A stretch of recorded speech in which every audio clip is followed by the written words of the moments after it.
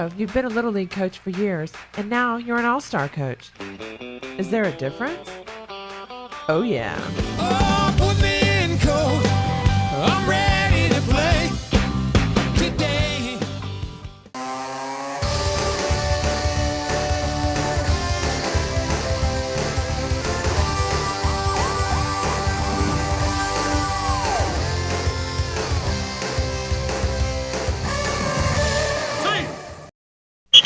We're so happy to be joined now by Dave Wynn. He's the incoming president here at Murphy Candler Park, where they're celebrating 50 years. But not only is he the incoming president, he's a board member, a coach of regular season and All-Stars, and a dad. Coach Dave, thank you so much for joining us. Thanks for being here. We appreciate it. Now, this is a participation rec league. There are no cuts. So what is the priority as far as regular season goes when you're looking at the kids and getting them into the season?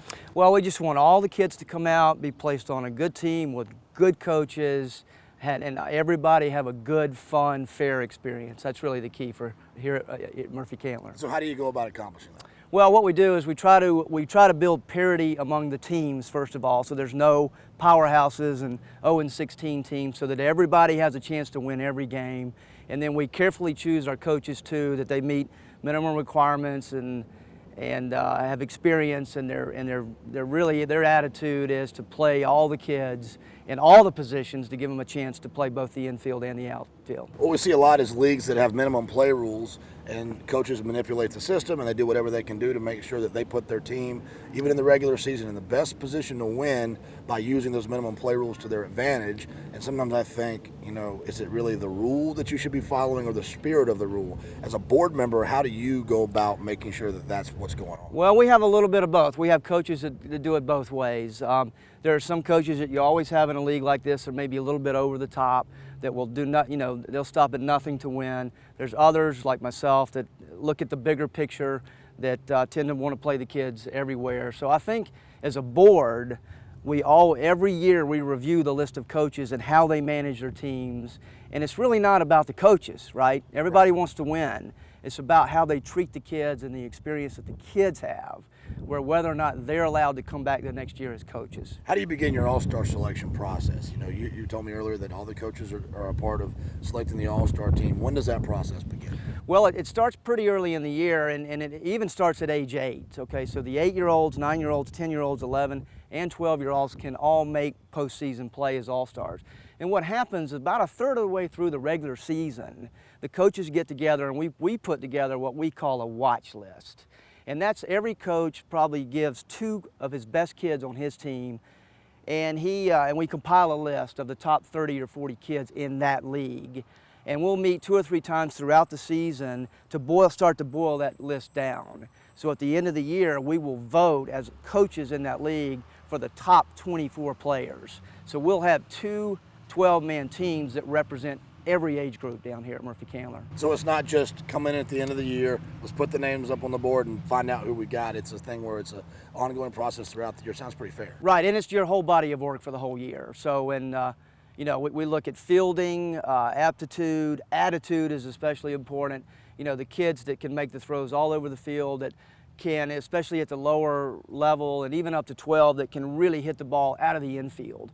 Because when you get to tournament team play, you're going to have the 12 best players from every team that you're playing against. So, you've got to have solid players at all 9 positions, especially at pitcher, and also all good hitters as well. Once you've got your team selected, how do you as a coach change your priorities? How do your priorities change from coaching your regular season participation team into your All-Star tournament? Well, that's a good question. I mean, both are fun. During the year, obviously, you have 12 players and everybody makes a team, so you have to have a little bit nicer, more gentle approach. When you get to the tournament and you have the 12 best kids, all those kids can flat play, and they can all throw the ball around the field. And I think the key for coaching those guys is drafting that team according to position. In other words, you don't want to have 7 first basemen. So you've got to draft first baseman, second baseman, shortstop, third base, all your pitchers, catchers, hitters. And then you communicate to those kids very early, and I'm talking about the first meeting you have with those kids about what their roles are going to be, and have the parents in that meeting. because the parents are going to be upset if little Johnny, who has played shortstop all year, is not starting at shortstop during the tournament all-star team. So it's communication. How does the personalities of the kids differ from the all-star team to your regular season? Well, during the regular season, if you have 12 players, you're going to have 4 or 5 or 6 kids that get it. The others, you know, you're working on, and you're spending a lot of your time as a coach trying to get those guys to get it and understand the game a little bit better. When you get to the tournament, you're going to have all 12 kids that are they're what I call gym rats, basically. They just get it. They're little brothers of older established kids. They've been around tournaments, and they're here for a reason, and they're here to win and advance and play baseball all the time. Now, most parents of all-star kids are what we would consider A personalities.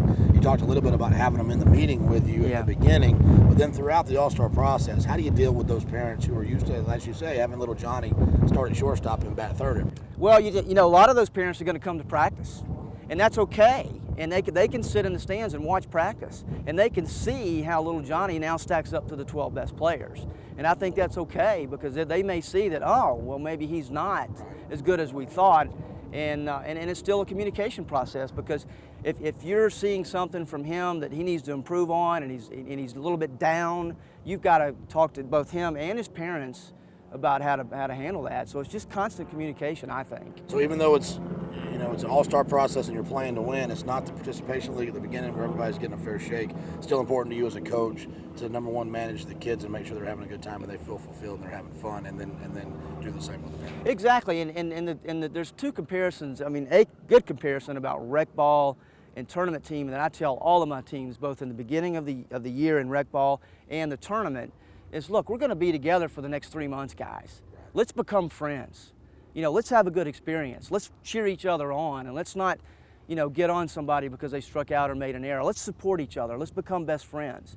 And I think that's the beautiful thing about Murphy Candler at any Little League facility is the relationships that you build over time.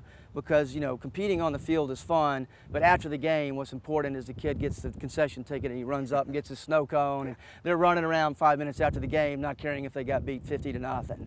And that's the key. But you got to do that, during the tournament team as well. You got to say, look, guys, this is going to be competitive and intense. It's going to be hot because you're practicing in June and July. Let's, we have pool parties and pizza parties and go to movies, and we build a lot of camaraderie at this level so they can have self-respect for each other. Well, it's a little warm now, and I'm a little hungry, so how about you and I get a slice of pie and go jump in a pool somewhere? Sounds good to me. Coach Dave, thank you so much. Thank That's you. going to do it for us today. We really appreciate you joining us. You got any extra ideas how you deal with your regular season team versus your rec team? Let us know about it in a blog, in the forum, or down there in the comments. That's going to do it for us today. We really appreciate you joining us and look forward to seeing you next time right here on Clubhouse Gas.